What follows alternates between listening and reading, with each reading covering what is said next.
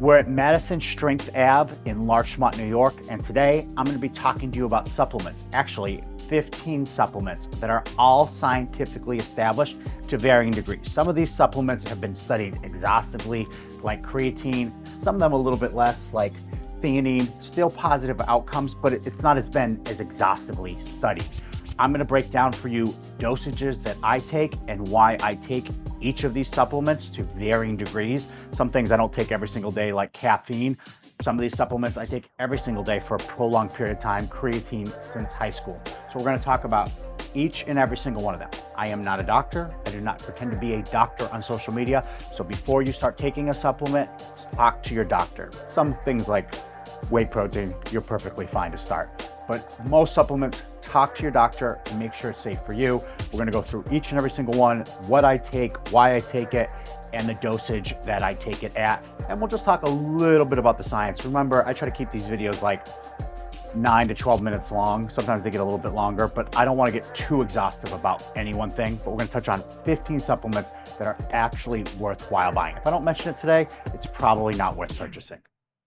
Okay, first supplement that we're going to talk about is creatine monohydrate, which is just simply a substrate of amino acids. It's the substrate of methionine, arginine, and glycine. That's all it is. It's literally something that you could get in food. It would just require you to have to eat so much salmon and so much ribeye in order to get enough creatine that it's useful. Which brings us to dosage. Dosage is dependent on size. It's going to be somewhere between 3 grams to 5 grams for most people. So for women, maybe 3 grams. For most men, 5 grams. I take 8 grams a day, but I'm a very large human being. We've seen effective dose be anywhere from even 10, 15. I'm not recommending that, but most people, 3 to 5 grams of creatine is more than enough. For women, 3 grams, male, 5 grams a day. The most effective, scientifically established form of creatine is creatine monohydrate. It's also very cheap and it's also very reliable, whatever brand you get it from. I literally get this from NutriCost off Amazon. It's dirt cheap and it's very effective.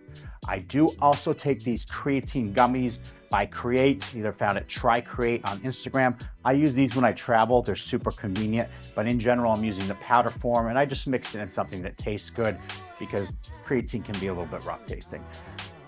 Biggest thing I want to say about this is the most scientifically established supplement. It's safe for anybody to take long term. People have said all sorts of crazy stuff like it bothers their stomach or the water retention and these things. I think that's because more and more people are enjoying their fitness journey. So people who really aren't about that life are getting involved in fitness, which is great. You're new to fitness, you want to try it out. But guys, there's not a supplement that's more reliable and has more performance benefits behind it. Strength, endurance, power, everything that you would want. Building muscle, you can expect to gain maybe 2-3 pounds of muscle a year just by taking creatine monohydrate. So I talked about this one a little longer than I will the other ones because it's really worth talking about, but creatine monohydrate is the king of supplements. Number 2, and then, by the way, this is not necessarily in order. I am talking about the ones that are most scientifically established at first, but I just want to talk about what's reliable, and that's kind of the order, not necessarily effectiveness or what you need for you. But number 2 I'm going to talk about is whey protein. This is amazing for anybody, but it's not necessary for anyone. It just really makes it very easy to hit your protein goal. There is a portion of timing when it comes to protein. You want to get it about 3 hours, but in terms of like you need to have whey protein as soon as you're done with your workout, that's nonsense. In terms of like people saying your body can't absorb whey protein, that's nonsense. The only thing that's like more bioavailable than whey protein is eggs. This is like number 2 most bioavailable form of protein that you can get. So whey protein's phenomenal. Some people are really big on like, should it be whey concentrate? Should it be whey isolate? These days, almost everything on the market is whey isolate. But again, it's not like the second you get done working out, you just absolutely have to have a protein shake to build muscle. This is a whey isolate casein blend. It's PE Science. This is my favorite brand. But a big part of that is simply because of the taste. Whey protein is an incredibly scientifically established form of supplementation. This would be my number 2 on the list. Number 3 on my list is fish oil. In front of me is something called icosapent. This is a prescription form of fish oil. You do not have to take this product. This is an EP only. I'll break down what that means exactly, but a great place to start if you're just looking to supplement without a prescription from your doctor is Nordic Natural. I'll put the label here. It's a very reliable brand. When it comes to supplementation of omega-3, First thing you need to know is that independently, this helps with mortality. Helps lower mortality rate, therefore increasing your vitality rate. Again, I would talk to your doctor about the exact amount of omega-3s based on your labs. Recommendation is anywhere from 500 milligrams a day of EPA and DHA, all the way up to a total of 5 grams, meaning 2,500 grams of both EPA and DHA daily. But this varies to person. Talk to your doctor, but fish oil is amazing for your health. And that's why we take this. It's really for health. I take icosapent. It's an EPA only version. There's two main forms of omega-3s when it comes to fish oil. There's EPA and DHA. I take EPA only because it helps with triglycerides, and then it has other factors that help with my vitality. I don't really want to increase my LDL and my HDL, which can happen when you take DHA. So I take EPA only. Biggest thing you can take away from this: an incredible supplement they should talk to your doctor about. I love the brand Nordics Natural. I personally have a prescription to fish oil. Next, we're going to talk about caffeine. Now, caffeine is not necessarily the same thing as coffee. Coffee has some additional benefits, but I just want to talk to you about caffeine in its purest form. These are 200 milligrams per tablet. They're caffeine pills, and this is scientifically established with performance. It's going to have cognitive benefits. It's going to help you with attention span. It's going to allow you to push down fatigue, and it's going to help with reflexes. So there's a lot of benefits to taking caffeine. It's highly scientifically established. The additional benefit to coffee, believe it or not, coffee is America's leading source of antioxidants. So you get antioxidants, plus you get all the performance benefits. I would not necessarily say that caffeine is healthy for you. There's pluses and minuses to it, but it definitely has performance benefits. Whereas coffee, there's a little additional pluses in terms of health benefits because of those antioxidants, and it still offers you performance. So caffeine, don't sleep on this, especially if you're trying to train intensely. I don't take caffeine every day. I just take it on the days I need it. That way my body doesn't habituate to it, because your body will build up a tolerance to caffeine. Recommendation is no more than 400 milligrams of caffeine a day. Celium Husk. If you've been following me for a while, you know that I'm obsessed with Celium Husk. The biggest reason why is this is going to help your health markers, and it's also going to help you feel satiated so that you're able to stick to your diet. It's really a food-based supplement like casein or whey here. So most food-based supplements are scientifically established. When it comes to Celium Husk, this is going to help you hit your fiber goal daily. Most Americans are having less than 15 grams of fiber a day, whereas they should be having closer to 30 grams of fiber daily. For me, I eat 10 grams of fiber for every 400 calories in my diet. So most days, I'm eating a little over 100 grams of fiber. Celium Husk is just a very easy way to get fiber in your diet. It's simply a seed. It's a food-based supplement. Vitamin D. This is not necessary for everyone, but about 40% of the US population is actually deficient in vitamin D. And there's just a host of benefits when it comes to your immune system, when it comes to building muscle. This is absolutely vital that you take this if you are deficient in vitamin D. But I would talk to your doctor. The first way you can assess if you even need to take vitamin D in your diet is to go get your labs ran. If you come up with a vitamin D deficiency, then you can then play with the dosage from there. I'm not even going to talk to you about my dosage because it doesn't relate to you. You want to be taking the proper dosage for yourself. So go get your labs done. If you're under 30, you should be getting them done at least annually. If you're over 30, you should be getting them done biannually. If you're like me and you're on TRT, I'm getting them done quarterly. And make sure that if you do have a vitamin D deficiency, you treat it, because there are a host of health benefits to the supplement. This is not necessary for everyone, but if you have a deficiency, you want to treat it. Okay, BetaAlanine. We seem to have lost the label on this one. I'm going to post it above. This is from NutriCost. I have no affiliation. It's just a reputable brand at a reasonable price for something that's a very simple supplement, because it is a non-essential amino acids. Amino acids are dirt cheap, guys, so don't overpay for this stuff. Beta-alanine is a non-essential amino acid that increases carnosine in your body, which reduces lactic acid accruement. So I don't think everyone needs to take beta-alanine, but if you're an endurance athlete at all, or if you're really pushing yourself at the gym and starting to get lactic accruement, this is going to help push it down, but it does it more significantly with endurance athletes. So if you're someone who runs marathons, I don't know why in the world you're not taking beta-alanine. If you're running 20 miles a week, 15 miles a week, you're a runner, you should be taking beta-alanine. If you're just a casual weightlifter, it's not necessary. It really only helps with the endurance end of things and in preventing lactic accruement. But again, if you're competitive at all at running or cycling, this supplement is an absolute go-to and it's scientifically established. Beta-alanine. Casein. Still talking about scientifically established supplements here, but we're getting more and more niche-based. These first supplements, they're right for almost everyone, every single one of them. I mean, certain people, especially if you're pregnant, should not be taking caffeine to varying degrees or a lesser dose. You don't have a vitamin D deficiency, you shouldn't take vitamin D. But all of these supplements, there's so much literature backing them. This same thing is true. It's scientifically established. It's a slow digesting protein, but it's not really necessary and it's not really even right for everyone. Anyone can take it, but I wouldn't recommend everyone buying it. What do I mean? If you're a bodybuilder and before bed you want to take a very slow digesting protein so that you have amino acids throughout your system, this is a great product to take before bed. But not everybody's a bodybuilder and not everybody is that into building muscle that they're going to go to that level to buy an additional supplement just to have a slow digesting protein.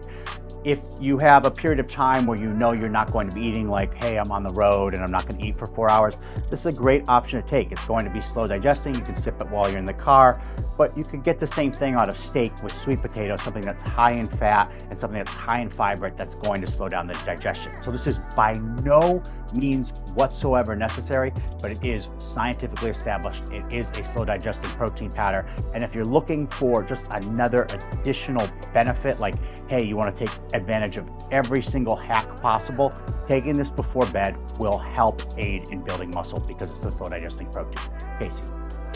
DHEA. I think the best way I can talk about the supplement is that it's legal to take over the counter here in the United States, which means you can go into a supplement store, you can go on Amazon and buy it. However, in places like Canada or Australia, it's actually a prescription drug. You can't just go out and purchase it.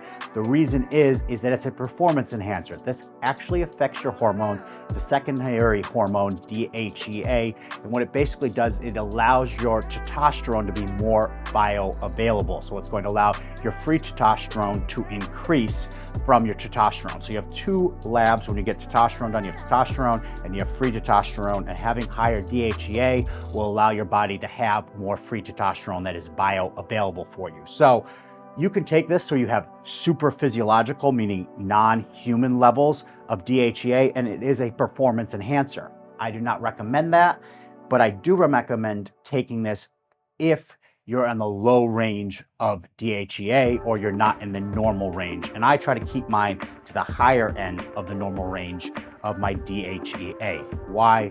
Because it helps with building muscle, it helps with sexual function, it helps with bone density. Basically, the benefits of testosterone you can find through having DHEA in a healthy range. So this is another one of those supplements, very scientifically established, but it's a little bit more niche. It's not right for everybody.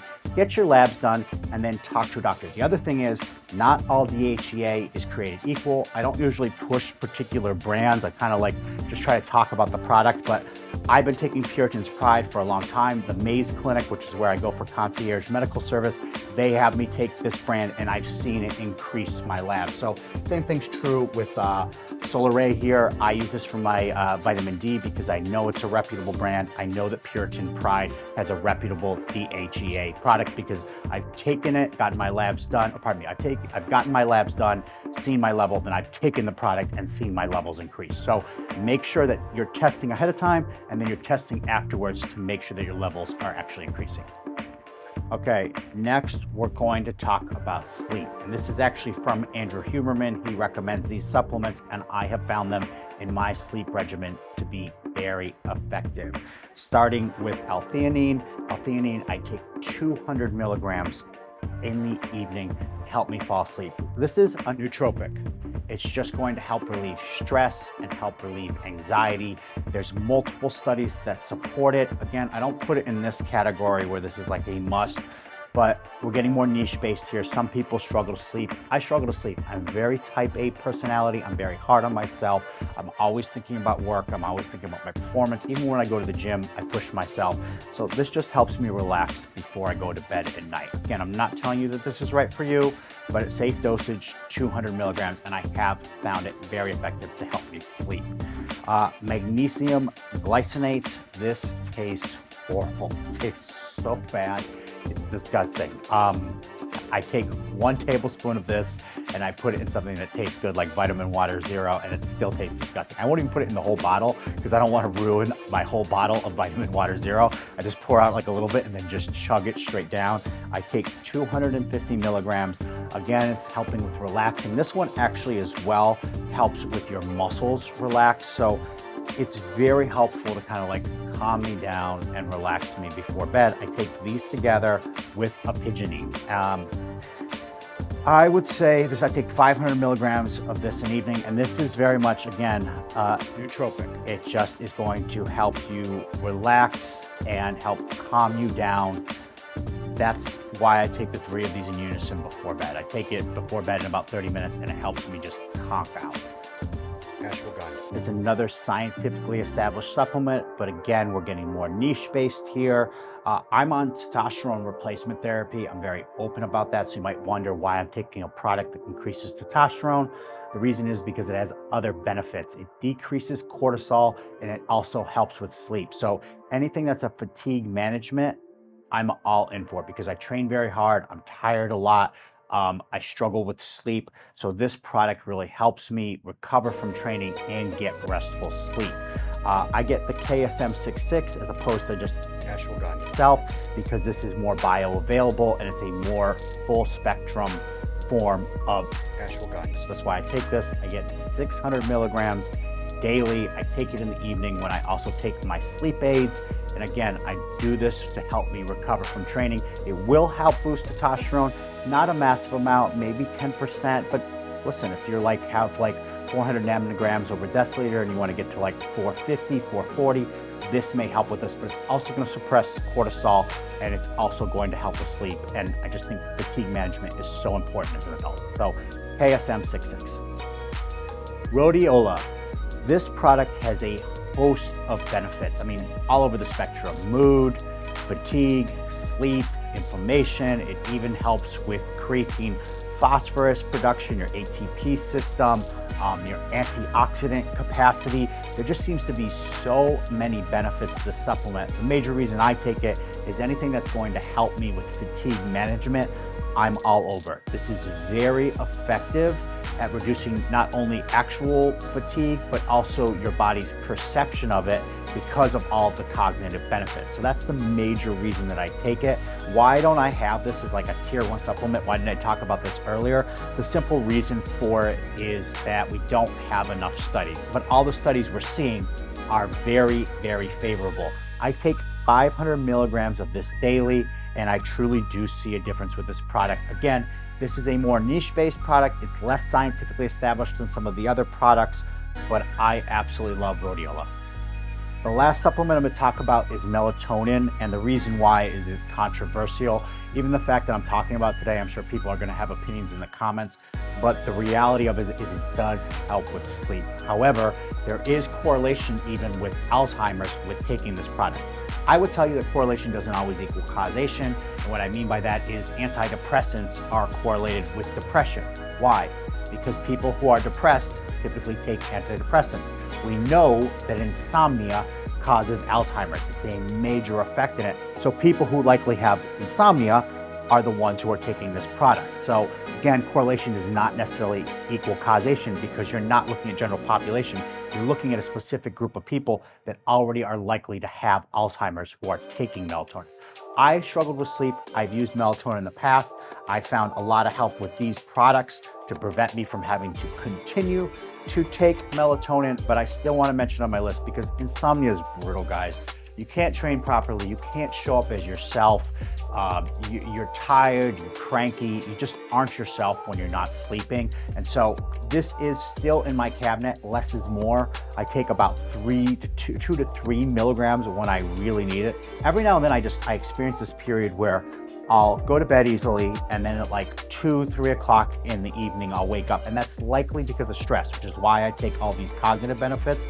And I just need something to really put me to sleep, because the reality is of me getting like 5 or 6 hours of sleep, it doesn't work with my career, it doesn't work with my family, and it doesn't work with my training. So this is a last resort. It's a distant 15th place out of all the products we talked about, but overall, these are all scientifically established products. Okay, so today we talked about 15 supplements that I literally own, every single one of these, and I talked about the breakdown of each of them.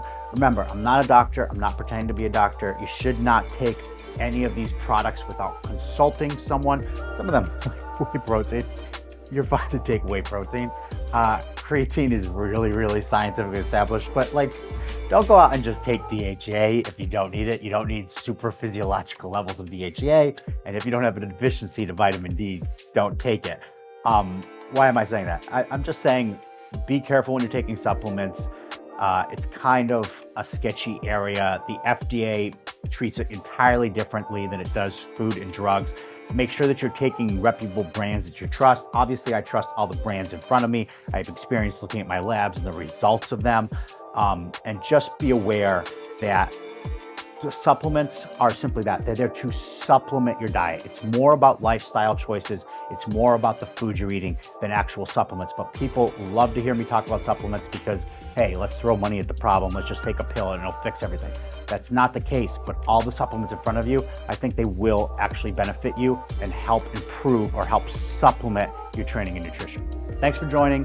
My major following's on Instagram, so if you're not following me there, please go ahead and do so. And if you like what you saw today, please subscribe. I appreciate all of you guys. I just started this channel a few months ago, and we're already in the top 5% of YouTube channels. So thanks for all the love, guys. I appreciate you.